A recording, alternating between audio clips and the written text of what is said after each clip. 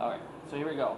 So the hair, the sebaceous gland, the sweat gland, what the ceruminous gland is, the mammary glands, and then ultimately the nails. All right, so that would be the official end of the regular. Now we're into the gray zone. And this is just a rehash of what you just saw, so this isn't anything new. All right, let's talk about the sebaceous. Sebaceous glands are oil-producing glands, right? Oil-producing glands. Now you know that there is a waterproofing oily substance that gets secreted onto the epidermal skin cells, right, as they're moving their way from deep to superficial, right, the lamellated bodies. But in addition to that, you have to have an oil that keeps the skin from cracking, right? That's what sebaceous fluid is. It's found all over the body except on the palms and the hands and the feet, right? You don't want oil on the palms of your hands, right, or on your feet, because it doesn't make sense. If you were oily there all the time, especially when you went through puberty, think about how messy that would be. You'd be sliding all over the place, right? But you have to think about it that way. It's practical. So they don't need them because the skin is so much thicker in those areas. So you have a natural protection. They have more of this waterproofing oil that the lamellated bodies produce, so they don't need the sebaceous, right? Everywhere else, you produce tons of it. So it's called sebum, the actual oil. And it actually lubricates the hair and the skin and inhibits growth of certain bacteria. So it physically inhibits growth of certain bacteria because it has antimicrobial properties. But it also is very hospitable to different types of bacteria that are symbiotic with us, right? There are good bacteria that are supposed to live on your skin. Those bacteria are not destroyed by sebum because they've co-evolved with us, right? So there's bad ones, like MRSA is not a good one. It's everywhere, right? That's a methicillin-resistant Staph aureus. Staph aureus has been around since the dawn of time, right? It's really, really hard to kill. But the sebum and these other good bacteria keep it in check. So there really isn't that much of it on you. But when it does take a hold, it becomes problematic to treat. So this is the sebaceous gland. Here is the channel, right? And here is the fluid. So this is actually sideways. So this would be the top of your skin here. Here's a sebaceous gland. So you could rotate this thing 90 degrees, and it should look like that. So what is a whitehead? When this sebaceous fluid, this oil, when you produce too much of it, it's essentially a zit. This happens mainly during puberty because all of your systems are heightened. Everything starts to get being produced in higher concentrations and higher levels. It also happens when you're stressed out. Okay, so you can break out with these whiteheads, these zits when you're stressed out, even as an older adult. Diet plays into this. When you're thinking more about like acne, right, with the whiteheads, if your insulin sensitivity, your ability to utilize insulin is not very good, you will break out more in acne. So it's been associated with lots of like junky carbohydrates, sugar, that kind of stuff. And it's not problematic for everybody, but if your insulin sensitivity isn't very good, you're going to tend to break out more. And then the other part of the problem is that it's also a good area for bacteria to live on, so it's a dual problem. It's an oil production problem, and then it's a bacterial infection problem. So that's why some people who have more severe acne have to get on antibiotics like erythromycin or tetracycline. The downside to those is they can dry your skin out. So it's a dual problem. But if it's an infection, and you don't take care of it, it won't go away on its own. So that's why you have to take care of the infection.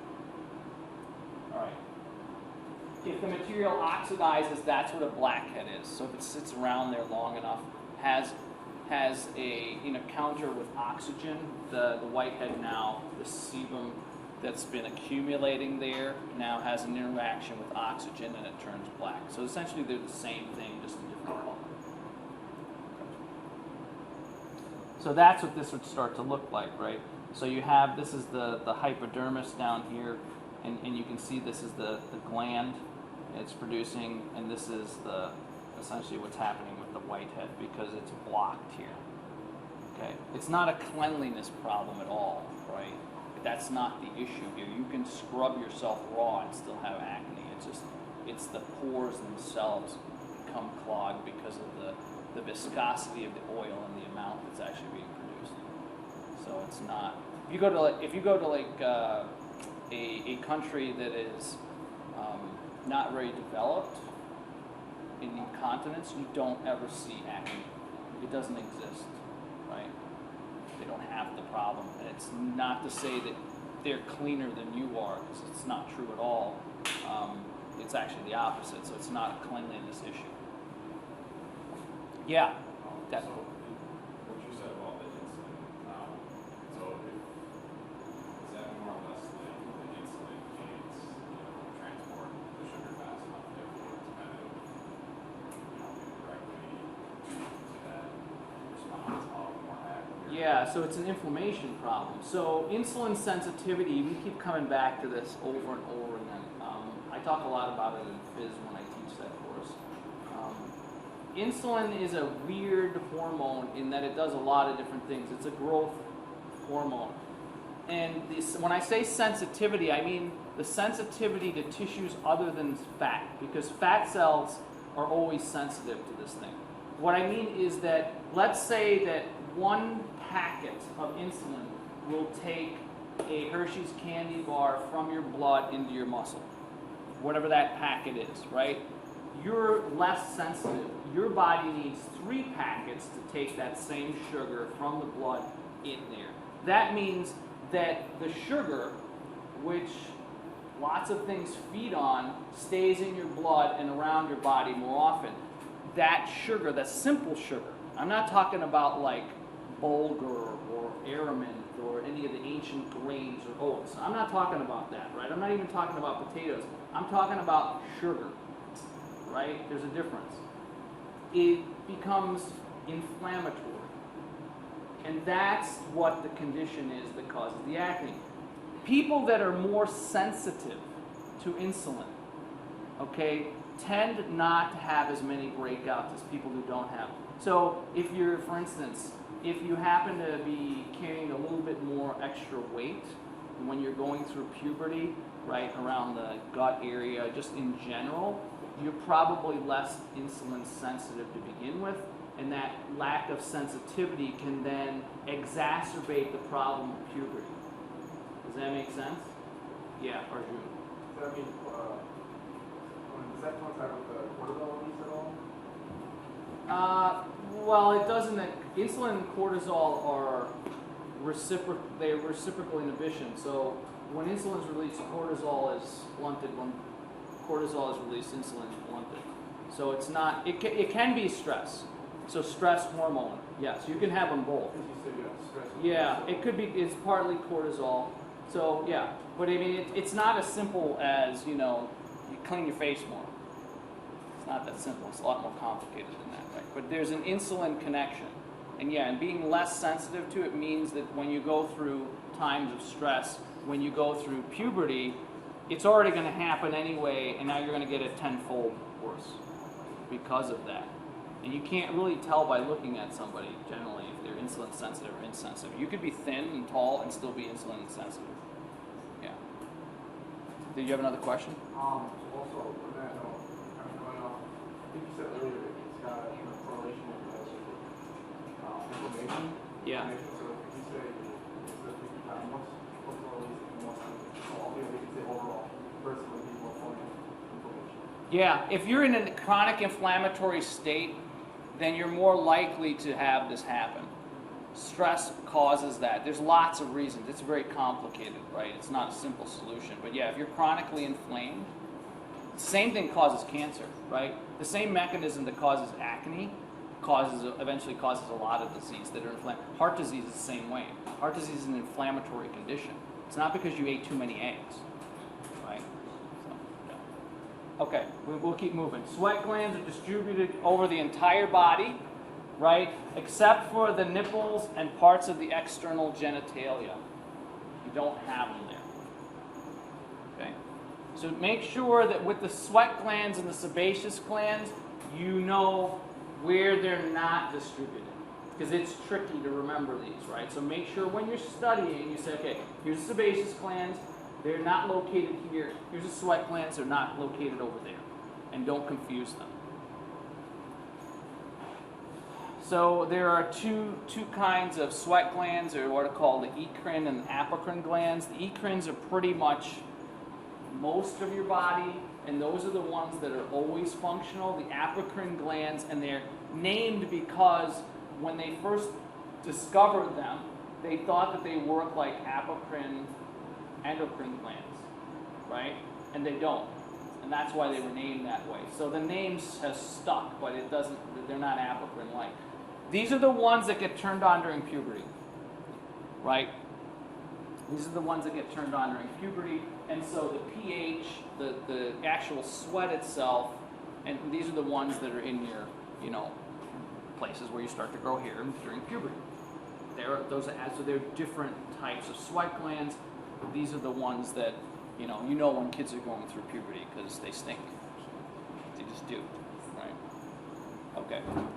So eccrine sweat glands, far more numerous, lots on the palms, soles of the feet, and the forehead. Again, when you get really, really nervous, when you're very, very active. And remember that sweat is there to prevent overheating via evaporation. So, interesting thing about sweat is that females are genetically designed to start sweating earlier than males. We don't know why, we just know that it's true. So under any given circumstance, a female will start to sweat before a male, which is kind of interesting, but we don't know why. But it seems to be true. It's one of those evolutionary things. I'm sure there's a reason for it. Apocrine glands found in the axillary and anogenital areas begin to function at puberty. Sweat secretion is odorless. Body odor is caused by bacteria, right? It's the bacteria actually feed on the excretion. Remember, because this is part of the excretory system, and what you're secreting from these areas is great food for the bacteria, and that's why the stink.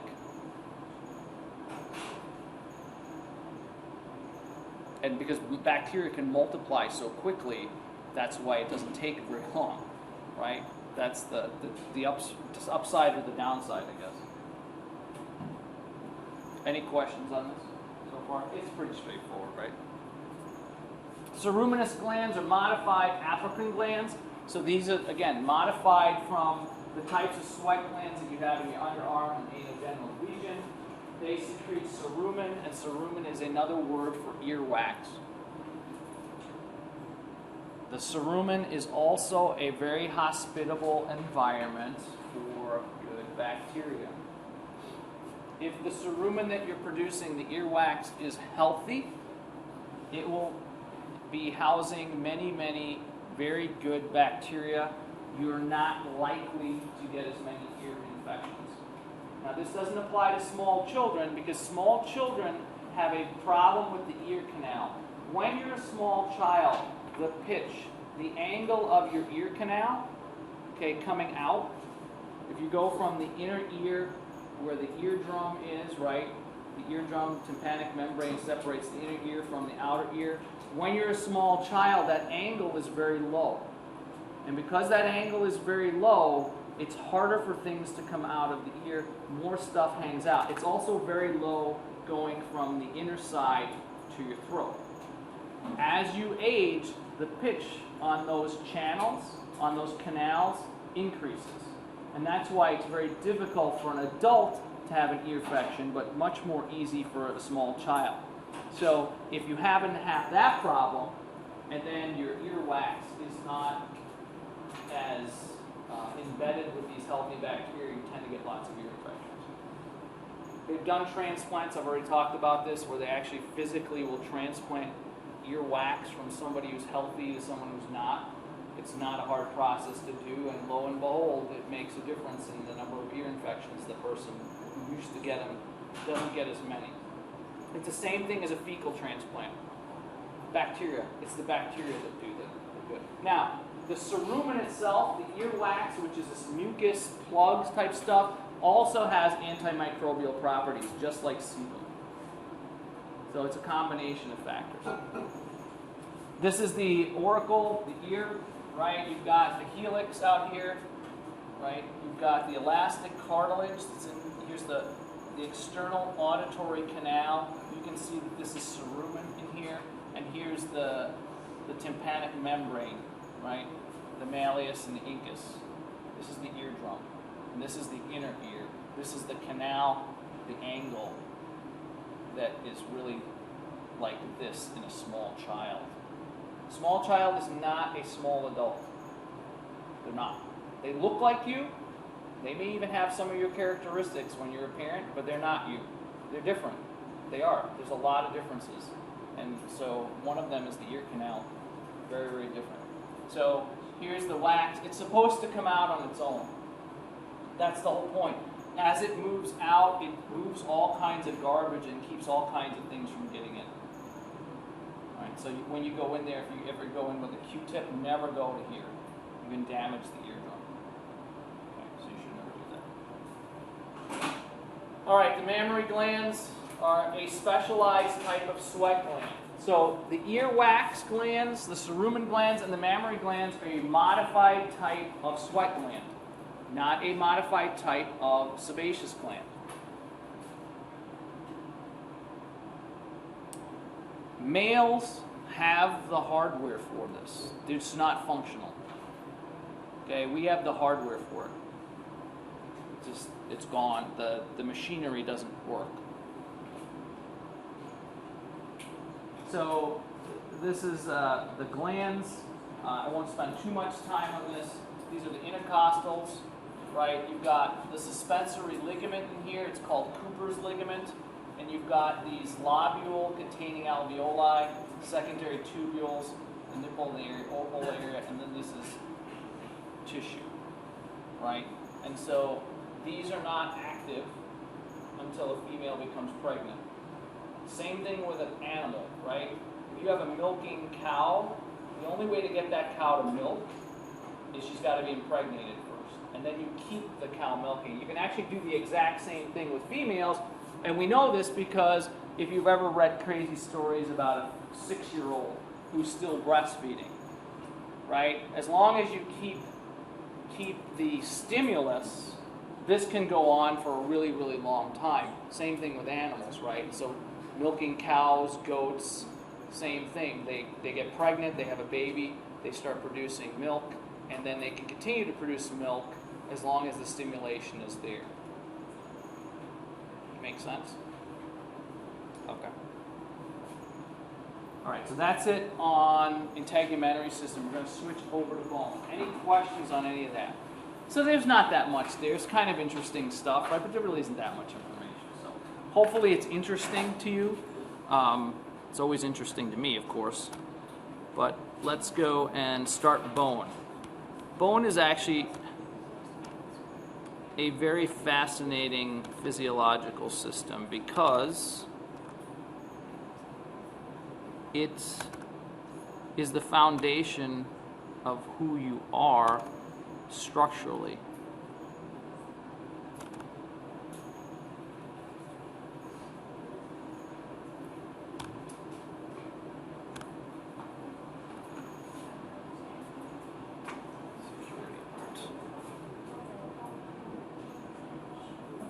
How come I can't see you?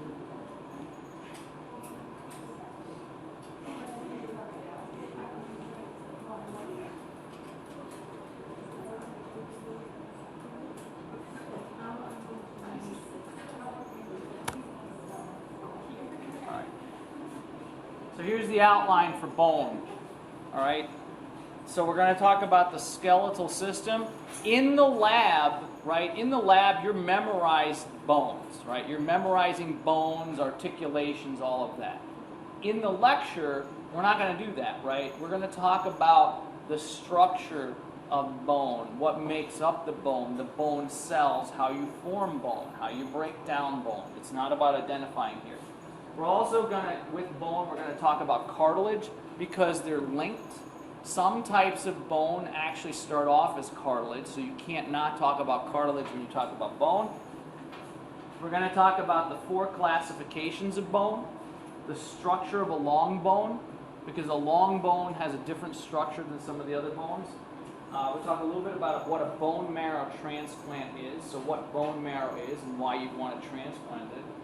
The difference between yellow and red, because they're 2 different kinds of marrow, and what that means. Some bone histology, bone development, which is called ossification, bone growth types, bone remodeling, and then there is a negative feedback loop. This is going to be your first look at an endocrine system. The PTH calcitonin system is 2 hormones, and they're from the endocrine system, but they're specifically designed to deal with bone. So we're going to talk about that. All right. There's 4 main components to your skeletal system. There's the cartilage, the bones, ligaments, and tendons. Right? These are all types of connective tissue, right? The solid connective tissue, not the connective tissue proper. They do contain connective tissue proper. Right? So all of these are under the category of connective tissue. Functions. Some of this is pretty obvious, right? Support. Bones provide a framework, right? That's pretty straightforward. Cartilage provides support within certain structures. For instance, where do you find lots of cartilage still? In your nose, in your ears, in your external ear, in your trachea. If you feel where your Adam's apple is and underneath, you can actually feel the tracheal ridges. That's cartilage. That's not bone.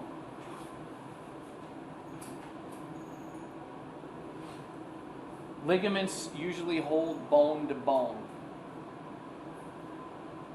So when you say you sprain your ankle, what you've actually done usually is you stretch the ligament.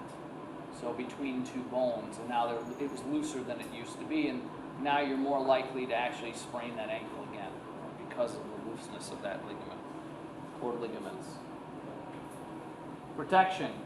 These are examples, again, pretty obvious, right? Your skull protects your brain. It's not by chance that your brain sits inside of a hard casing. Your rib cage protects your heart and your lungs, right? Your heart actually sits, the majority of it sits right behind the sternum in a bone, right? The majority of it sits there, it's protected, and the rest of it's protected by the rib cage. And then the vertebrae actually protect your spinal cord. Your spinal cord runs right in the middle of the vertebrae. It's protected by really, really strong bones. So what are the possible disadvantages of using bones for protection? What kinds of disadvantages might there be of using a bone versus something else? Yeah, Annika. If it breaks, If it breaks, it it can puncture an organ. can puncture an organ, puncture a blood vessel. Other disadvantages. Think about other types of animals that don't use bone to protect themselves. They're not very flexible because there are animals like sharks and rays who don't have any bone in their body, right? They're all cartilaginous. They're very flexible.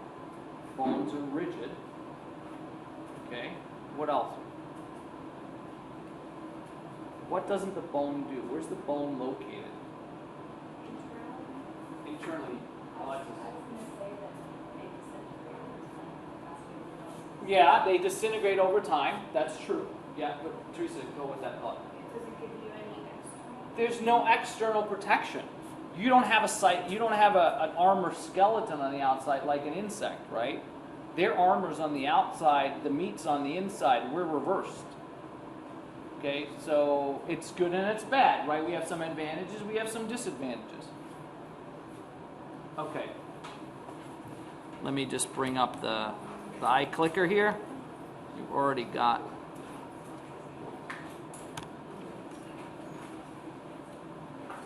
Okay. What are the functions of connective tissue? Okay, connective tissue. So we're going back. Notice we're going back. This isn't today's stuff. A, protection, filtration, and lubrication. B, store energy and provide immunity. C, protection, create force, support. D, support, store energy, and lubricate. E, none of the above.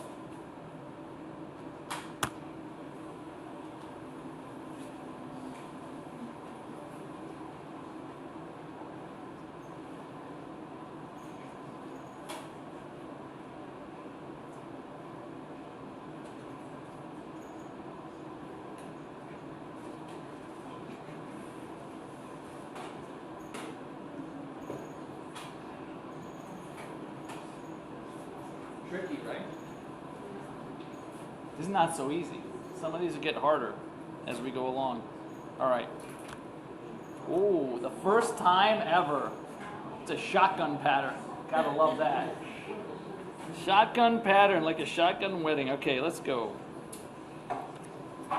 A. Connective tissue protect? Yes. Most people say yes. Bone's connective tissue. Cartilage connective tissue due to protection? Sure.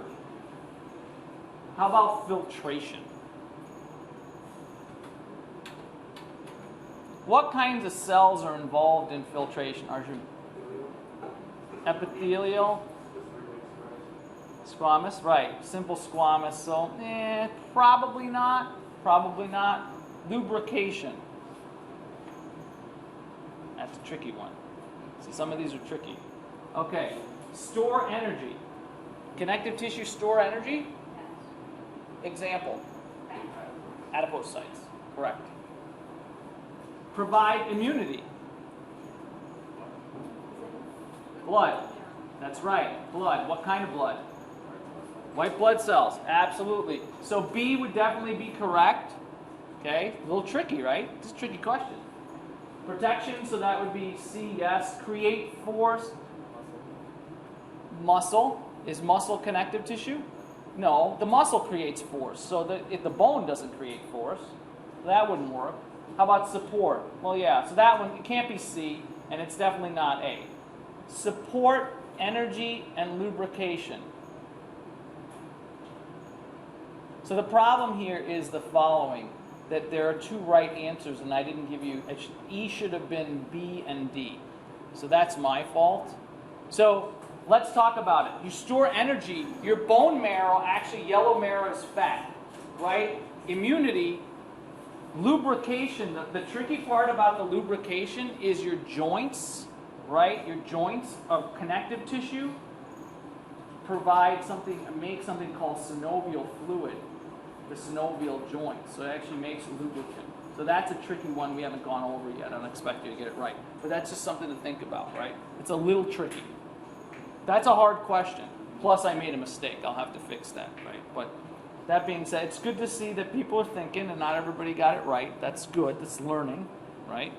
Good learning. And so the answer here isn't going to be correct because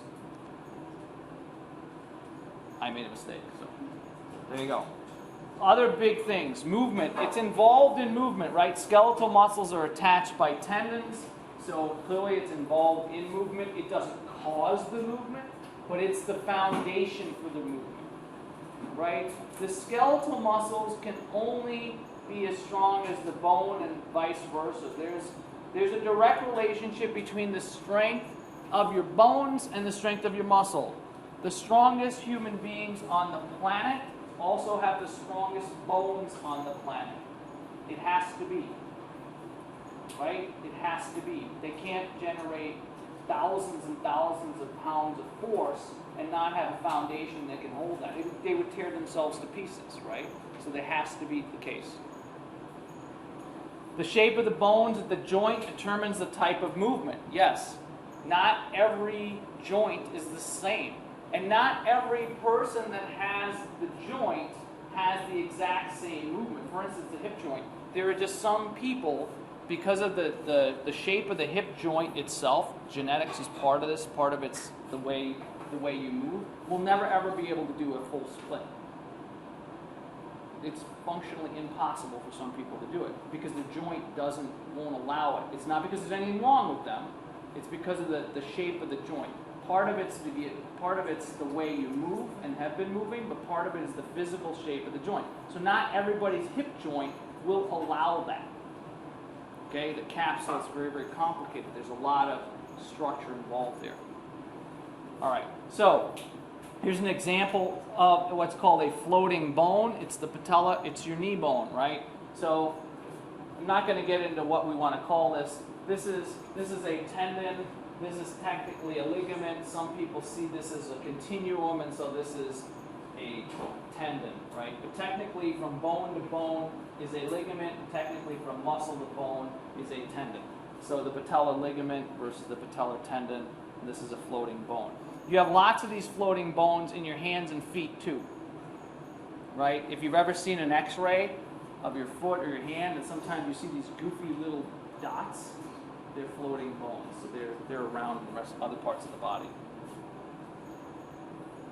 Okay, this you're learning. Don't worry about this. I'm not going to ask you to identify this in here. That's not the point. The point here is just to show you that these are the upper arm bone, the humerus, right? These are long bones. This is just an example of a long bone. You're memorizing all of this stuff for the lab, not for me. Okay? So you don't have to worry about that here. So what we're showing here is these are the ends of the bones, and the ends of the bones is where you have cartilage. And we'll talk about that because this particular kind of bone started off as cartilage. Not all bones in your body start off as cartilage, right? There's two ways for bone to be created. And these all were cartilage. So when you're little, right, when you were a little kid, most of your skeleton was actually cartilaginous. It's very difficult for a small child to actually break a bone because they bounce. They do. They bounce. You ever see a kid bounce, like off of something, literally bounce? I had a friend of mine who's a physician. He's an anesthesiologist. He's got 4 kids. And we went to visit him. This is many, many years ago when he was doing his residency. And he had a small house. And we're having a conversation, the adults, and this 4-year-old comes screaming, rolling, bouncing down the stairs, slamming into a wall. I was mortified. My friend who's a physician, he didn't worry about it. I said, Brett, what are you worried about? Nah, he does this all the time. Watch what happens. He bounces off the wall. He goes right back up and does it again. He bounced off the wall. Not a good idea, by the way. Not the best parenting ever. Not the best parenting ever. But kind of humorous in a way. But he bounced. The kid just bounced off the wall because he just bounced. And he kept doing it. And then his sister got involved and she bounced off the wall. So, not a good idea as a parent. Totally get it. I'm like, you're a physician, you know that. He's like, yeah, I know. Don't worry about it. They'll be fine. They're still all alive. There's no brain damage. They haven't suffered any concussions. They're all good. Yeah. All right. Not a good idea. Not great parenting. Parenting 101. Don't allow a child to fall downstairs. Okay. Storage. You store minerals. Your calcium is so important. You need calcium, and it is so tightly regulated that nature has created a skeletal system that's based on it. All right, and so you store calcium for all of your needs in your bone. The best case scenario is you never actually access the calcium from the bone. You don't want to actually get the calcium from the bones, right? That's bad when you start doing that. You want to eat the calcium. But in a pinch, right? Because throughout our evolutionary process, food was not abundant. Especially, if it was abundant, you basically ate what you could. You didn't go to the grocery store any of these specialized grocery stores, you say, well, I want this vegetable from Chile, and I want this from Nicaragua, and I want this from Southeast Asia, and I want these types of carrots, right? You couldn't do that. So whatever was available, that's what you ate. So the skeletal system is designed to be your sole source of calcium should you need it. It also stores adipose tissue because the marrow that starts off in the long bones in most of your body is red will eventually turn to yellow. So that's an energy storage area too. And that marrow, which is really interesting, can turn back to red if necessary. It has the ability to do that. It's kind of cool. All right, blood cell production. This is the marrow. All of your blood cells, red and white, are made in the bone marrow. If you've ever heard or know of anybody that's ever had a bone marrow transplant, they usually have leukemia, which is a type of blood cancer. The problem is that the bone marrow is where the cancer is, usually, because that's where the cells are being produced. If they can't stop it any other way, the ultimate solution is basically to replace the actual marrow that they were born with and created with somebody else's. So we'll talk about that when we get there. Okay, so this is the bone marrow distribution in an adult. Everything you see in red in the hips, in the ribs, in the vertebral column, in the shoulders, the clavicle, that's where you and I produce all of our red and white blood cells. That's not where we used to produce them from. That's where we produce them from now. So in the ends of the long bone, right, the greater trochanter here, in the glenoid, right, the humeral head, the clavicle, that's where we're producing our red and white blood cells, and that's perfectly fine. We make as many as we need.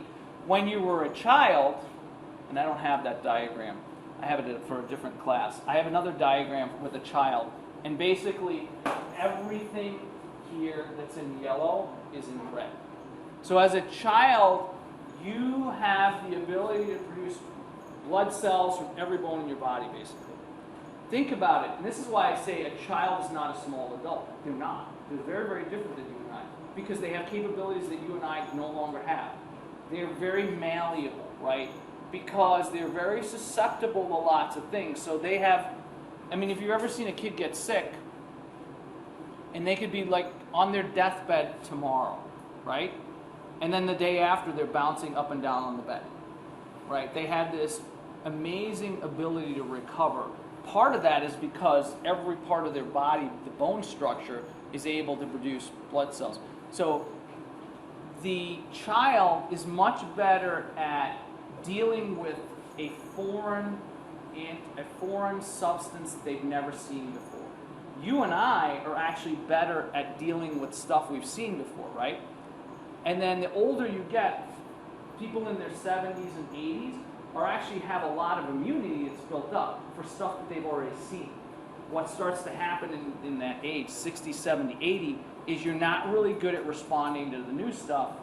They are, because they've got all of this capacity that you and I have lost. So that's a difference. So this is what an adult looks like. Turn this to red, this to red, this to red, this to red, and that to red. That's what a child looks like.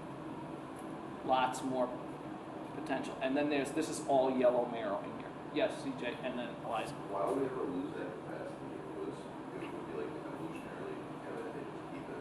You lose the capacity because it takes energy. It's a trade-off. Everything in evolution is a trade-off. Right? Everything is a trade-off. And so it requires, think about this for a second. Neanderthal man. Okay? Neanderthal man, which is a hominid species that no longer exists. Okay? We're the only species on the planet where there's not another one kind of us. Think about that for a second. But there were other kinds of us, right?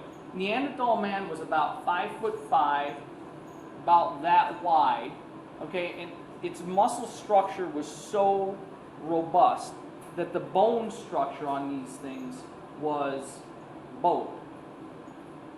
They carried almost no body fat. They were very, very lean. Now, where are Neanderthal men? Do you know any? Have you seen any? I mean, you may call somebody a Neanderthal, but they're not. Why aren't they here? this will get back to the question that CJ asked. If you have the capacity, why lose it? They couldn't store fat, so they couldn't survive. They couldn't store it very well. We think. We don't know for certain. We think, right? Because we're not certain. What else? They carried a lot of muscle, like gorillas and chimpanzees and orangutan. Why is that bad? What? Made them heavy, but that wasn't the problem. What's the trade-off? It's expensive to maintain. This is expensive to maintain. Right? Neanderthal man was expensive to maintain. And when times were good, like right now, you'd want to be a Neanderthal, minus the brain issues. But, I mean, physically, they were specimens, right? They were. But in times when we evolved, they couldn't store fat. Muscle is really, really expensive. They couldn't survive. That's the theory. We don't know this for certain, but it kind of makes sense, right? Whereas we're really good at doing what? Storing fat. That's why we're here, because our ancestors were really good at it. Yeah, that's true. Okay. All right, cartilage. We'll start with cartilage, and then we'll work our way back to bone. So cartilage is a type of connective tissue, right? Therefore, you have to have, all connective tissue has cells and an extracellular matrix, right? This is what we looked at when we looked at connective tissue. You always have a cell type and a matrix. Remember, if you go back to the connective tissue proper lecture, you saw the 3 types of fibers. You have dendritic cells in there, macrophages, and then you have this gel-like matrix. The ground substance is part of the matrix, right? And it's a milieu of all these fibers and the cells. The cells, in that case, in proper connective tissue, are called fibroblasts. Here they're called chondroblasts, chondrocytes. The cartilage is avascular, so it's just like epithelial tissue. There are no blood vessels in cartilage. It's clean. There are 3 types. So the 3 types are called hyaline cartilage, fibrocartilage, and elastic cartilage. Okay? So you need to know those now. I know when I went through them the last time, I said, nah, you just have an idea, but now you need to know. So any questions on this? All connective tissue has cells and some kind of a matrix. Usually that matrix is the ground substance and all the fibers and immune cells. That's what makes up the matrix. When we get to bone, we add an extra part of that, and that's what's called the hydroxyapatites, and those are the calcium, magnesium, and phosphate salts. Okay, hyaline cartilage, locations. You're going to find hyaline cartilage on the ends of the long bones, the head of the humerus, the head of the femur, any of the fingers. Your fingers are long bones, right? They all have this hyaline cartilage. On your ribs are made out of hyaline cartilage. The trachea, the rings that you can feel under your voice box. The bronchi, which are the tubes that go into your lungs. Your nose is hyaline cartilage, at least the outer portion. This is actually bone back here. You can actually feel the transition, right, between the actual bone and the cartilage. And then the embryonic skeleton. The majority of your skeleton, when you were born, when you were little, was made of hyaline cartilage. Not fibrocartilage, not elastic cartilage. It was made of hyaline cartilage. That's important to know. Functions. Provides smooth surfaces for joints, provides support.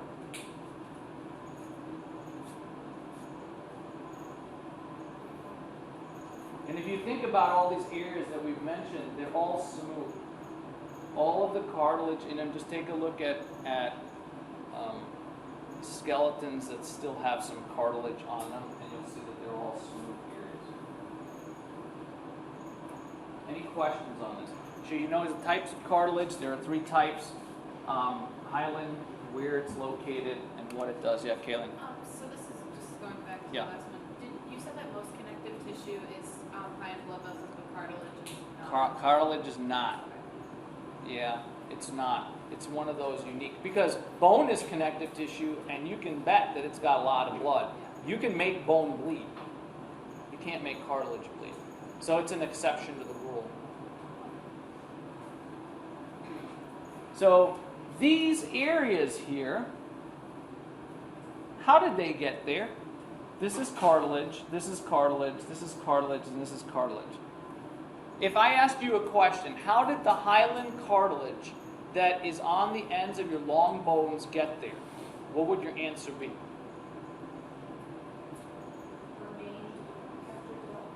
Oh, go ahead.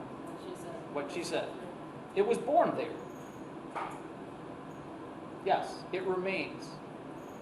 It's the remnants of what's left over. It's the part that didn't convert. So clearly there's something genetically different about these ends than the rest of the cartilage, right? Because if it wasn't different, all of it would turn. And if it turned, you'd have a problem. Okay? So that's the answer. I know I said it, but sometimes it's better to hear yourself think it through and say, oh yeah, now that makes sense. Right. It was there. It's always been there. It just hasn't changed. So there makes it so these ends, there's something different about them. They have to be. If not, they would have turned into bone. Okay, other areas, these are the tracheal rings. Here's the larynx. It's all made out of cartilage. So are the rings that surround the bronchi in the lungs. Okay. This is what the cells look like. So here's the joint, the knee joint here. Here's the patella, right? Here's the fibula. This is the ground substance, part of the extracellular matrix. And these cells here are what are called chondrocytes and chondroblasts. Now, the interesting thing about cartilage is that the majority of the cartilage growth occurs up until about the end of puberty. Maybe some of you still have some cartilage growing. Once it is complete, it's not easy to repair. The stem cells in cartilage don't work very well. And we know this because of things like osteoarthritis. Can you make it thicker? Absolutely. They've done studies. Runners, categorically, people who run have thicker cartilage in their knee joint than non-runners. And that's not because they were running when they were kids. So there is an ability to make it thicker and stronger, but once it's damaged, it's hard to fix. That's the thing. It's kind of a weird conundrum. Yeah. How come your nose and ears keep growing if it's not? Yeah, and so the nose and the ears are another problematic. So they, for some reason, can continue to respond to growth hormone. They continue to grow. I don't know why. I don't know evolutionarily what would be the advantage of that. Probably one of the issues is that we live longer now than any of our ancestors. In 1919, the average life expectancy of a male or a female in the United States was roughly 40 years old. Less than 100 years ago, just about 100 years ago, our relatives, great-great-grandparents, only lived to be in their early 40s. So this whole growth thing and a lot of the issues that we see were not issues. So we don't know why we would have the capability of your nose continues to grow and your ears continues to grow. Don't have an answer for you. But it does happen. It just doesn't happen very easily where you want it to. The hip joint, the knee joint, the ankle joints, the wrists, the elbows. Does that make sense? It can do it, but it's not very good. This is another view. This is connective tissue out here, right? In cartilage, these are some fibers. What kind of fibers are these? That surrounds the cartilage? What is this? It's collagen. It's regular. It's collagen. And they're thick. Okay? So here are the cells. We're going to talk about these cells. These cells sit in a pit. We're going to talk about this with bone too. The cells sit in a pit. That pit is called a lacunae.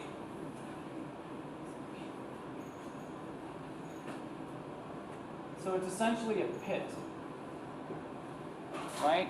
These cells sit in a pit, and so the cell grows in here, and this is either a chondrocyte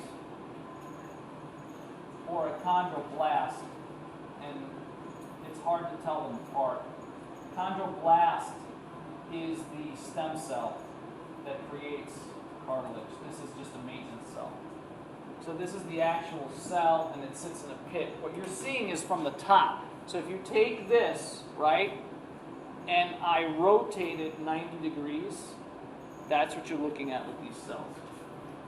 Here's the nucleus, and then there's that white area. So there's actually living cells in cartilage. The matrix, the ground substance, is not always alive. Not all parts of it are alive. Some parts are. Okay, so those are the cells. This is the ground substance here, which is smooth. Yeah, Which architecture on that is like extracellular matrix. it's part of the matrix. So there's fibers in it, and then there's ground substance. Yes. What's the function of this? The function of the pits, it gives them a home. It's kind of like countersinking a screw. Right? Countersinking a screw. So if I want this top to be really smooth, I still have to bolt it to something, right? Now let's say I'm using a screw. Countersinking, right? What you do is you put the screw below the level of this. And that protects the cell. It's a protection. The living portion of it is being protected by being in a pit. Because or else it would get rubbed away. All right. Fibrocartilage is the strongest of the three types of cartilage. Where do you find it? Pubic symphysis is a big piece of fibrocartilage in your hip. Invertebral discs, right? Some of you ever hear of somebody herniating a disc in their back? And then the menisci in your knee. And this one, a lot of people know about this one because they've probably torn it. Right? This is the strongest cartilage you have. It's really, really strong. Okay? It's not easy to tear, but it is possible to do it all the time. Functions, support. Hyaline cartilage is not as strong as fibrocartilage. If you think about these areas, they're weight-bearing areas, right? And so they have to be really, really strong. Okay? And given you do everything right in your life, you never tear any of this and it's maintained, but unfortunately, that's not the way it works. All right, so here's the pubic symphysis. It's holding, your hip is essentially multiple pieces that have been fused together, either fused bone or cartilage, right? So this thing you can actually dislocate it in a car accident. If you get hit hard enough, you can actually dislocate this. It's very painful, okay? Here's the pubis, here's the pubic symphysis, here's the ischium, and here's the iliac crest, and then there's the sacrum. Here's the vertebral column. These pieces of white that sit in between the vertebrae here are called invertebral discs. They're made of fibrocartilage.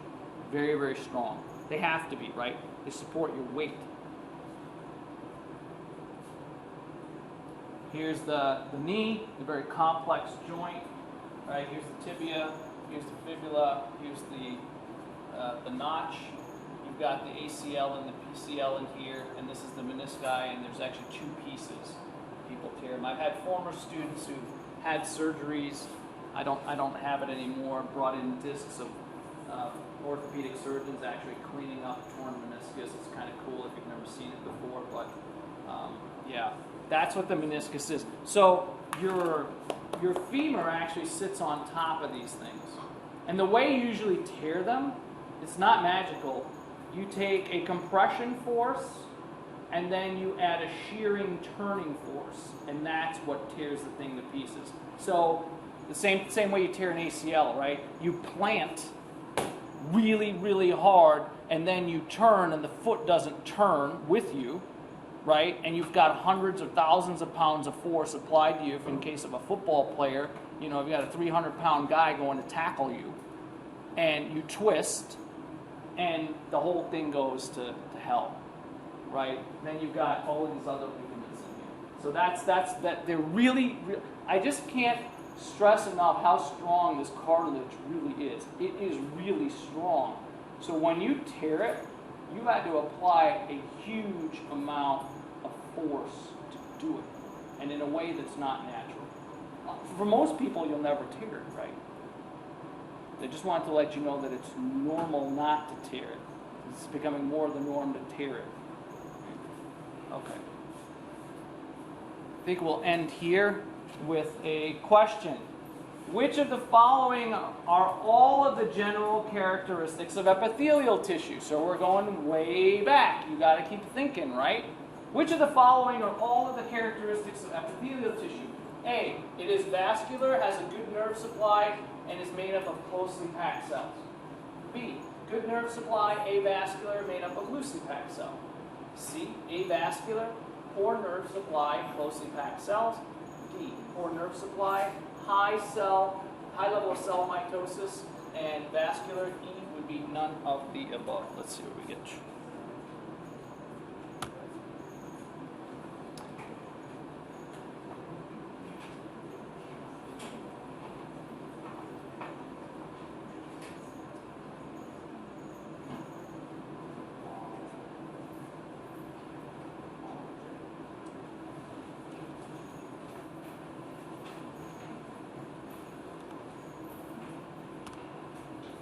Ooh. Well, is it vascular? Nope. Have a good nerve supply? Yes. Closely packed cells? Yes. Okay, so those two are right. So good nerve supply, avascular, loosely packed cell, that can't be right. Avascular, yes. Poor nerve supply, no. Closely packed cells, yes. Poor nerve supply, no. High level of mitosis, can. Vascular, so the best answer is E.